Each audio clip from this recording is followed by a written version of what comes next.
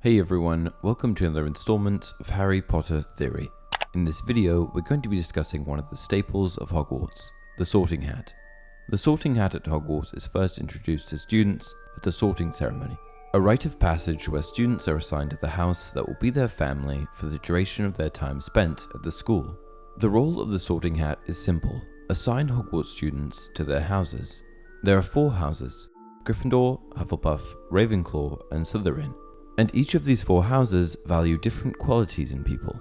The hat is a sentient being that originally belonged to Godric Gryffindor. Before being sentient, however, it was just a regular hat. Then it was enchanted by Godric and the other 3 founders of Hogwarts: Rowena Ravenclaw, Helga Hufflepuff, and Salazar Slytherin. To perform its task of sorting students, the hat uses legilimency, which is the art of magically navigating through a person's mind. Someone who is proficient at practicing legilimency is referred to as a legilimens. The hat will navigate the layers of the wearer's mind and, after careful consideration, announce its decision loudly so that all can hear. After founding the school, the 4 founders encountered a bit of a dilemma when it occurred to them that they would have to figure out a way to sort students by house when they were no longer alive.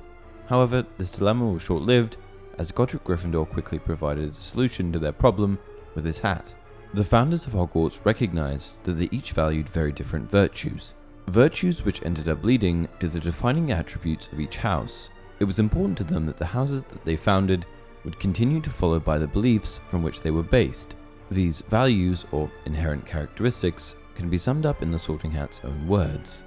By Gryffindor, the bravest were prized far beyond the rest. For Ravenclaw, the cleverest would always be the best. For Hufflepuff, hard workers were most worthy of admission, and power-hungry Slytherin loved those of great ambition.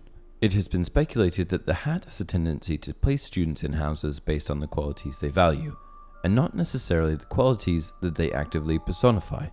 Additionally, the hat can detect nascent qualities in a student, and generally places them in the house that will challenge them the most, putting their character to the test. But one thing that I've often asked myself is it possible to beat the sorting hat? Since it uses legilimency, are you able to influence the decision that the sorting hat ultimately makes? Or is it left entirely up to the hat? Pottermore gives us a little more info on this.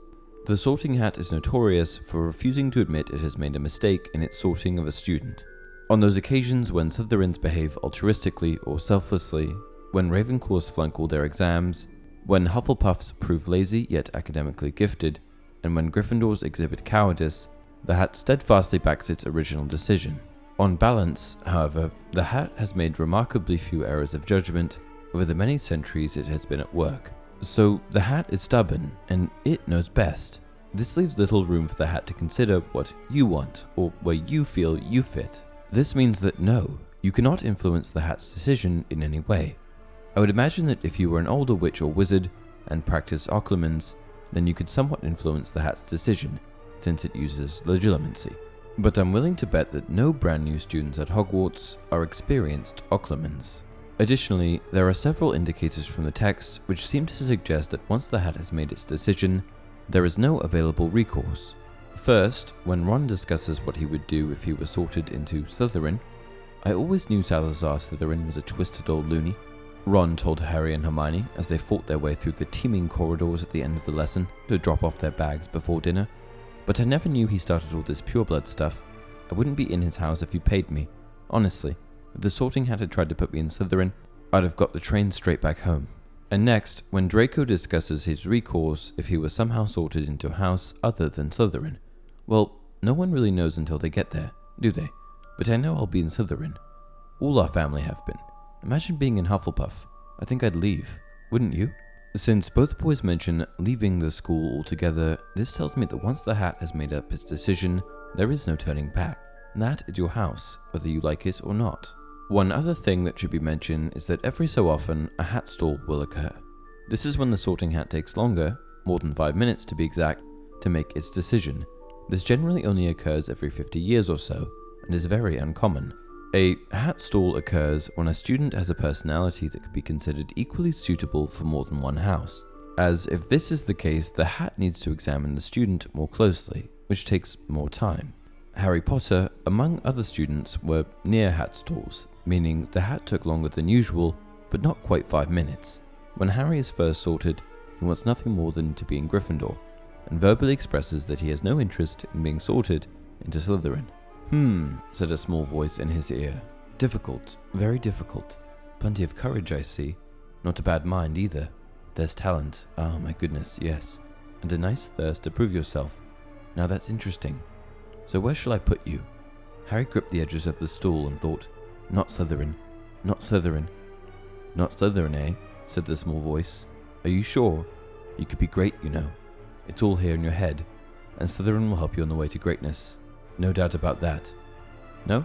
Well, if you're sure, better be Gryffindor. And while it seems like the hat is taking Harry's decision into its consideration, it really isn't. All that happened after Harry uttered, not Slytherin, was the hat making up its mind, entirely of its own volition, that Gryffindor just happened to be a better fit.